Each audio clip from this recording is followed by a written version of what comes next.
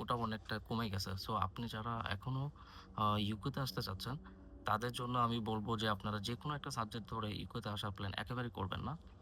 আপনি অবশ্যই এমন কিছু সিলেক্ট করবেন অথবা আপনি যেকোনো একটা সাবজেক্ট ধরে চলে আসতে পারেন। বাট ওই ক্ষেত্রে আপনার যেটা করা উচিত আমি মনে করি সেটা হচ্ছে যে আপনি আ আপনার হোম কান্ট্রি থেকেই এমন কিছু স্কিল আপনি নিজে ডেভেলপ করে আসেন যেটা এইখানে ডিমান্ড আছে। যেমন আপনি যেকোনো একটা সাবজেক্ট নিয়ে আসছেন। আমি একটা বিজনেস কোর্স ধরি, আপনি সাপ্লাই চেইন ম্যানেজমেন্ট নিয়ে আসছেন। কিন্তু আপনার অ্যাকাউন্টস এ অনেক ভালো আ এক্সপেরিয়েন্স আছে। এমনকি আপনি এক্স uh you know better in accounts. এখানে কিন্তু অ্যাকাউন্টস, ফাইন্যান্স এগুলো অনেক ভালো ডিমান্ড আছে। তো আপনি চাইলে এখন আইটি ফার্ম নিয়ে কাজ করতে পারেন। এখানে অনেক এস্টাবলিশড আইটি ফার্ম আছে। ওদের সাথে কাজ করতে পারেন। যেটা আপনাকে পরবর্তীতে যদি আপনি সেটেল হবার প্ল্যান করেন, ওই ক্ষেত্রে তারা আপনাকে হেল্প করবে। এমনকি ওই কোর্সটা আপনাকে হেল্প করবে। এমনকি তো এই আপনি যেখানেই যান, এই এখন বর্তমানে ওয়ার্লড অনেক কম্পিটিটিভ হয়ে গেছে। তো আপনি যেখানেই যান, আপনি জাস্ট আ 24/7 আপনি কোন একটা জব করে ওটার উপর ডিপেন্ডেন্ট থেকে আপনি এখানে সারভাইভ করবেন। কারণ কস্ট অফ লিভিং এখন অনেক হাই।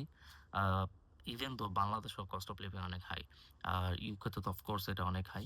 আমি লন্ডনে আছি। লন্ডনে ভেরি এক্সপেনসিভ। তো যারা আপনার যদি ইন্ডিপেন্ডেন্ট প্রফেশন চুজ করেন, যেমন আপনি ল করেন, আ আফটার কমপ্লিটিং ইউর ল আপনি যখন আপনি মার্কেটে যাবেন, তখন মার্কেটে আপনার ক্লায়েন্টস ডিলিংস থেকে শুরু করে এভরিথিং। তো ওটার জন্য আপনার কি জিনিসগুলো ইম্পোর্টেন্ট? আপনার কমিউনিকেশন স্কিলস ইম্পোর্টেন্ট। তো এই জিনিসগুলো নিয়ে কাজ করেন। আপনারা যারাই আসতে চাচ্ছেন আ বা আসবেন ইন ফিউচারে অবশ্যই আ মার্কেট রিসার্চ করে আসবেন যে কোন সেক্টর গুলাতে এখনো স্টিল আ জব এভেইলেবিলিটি আছে।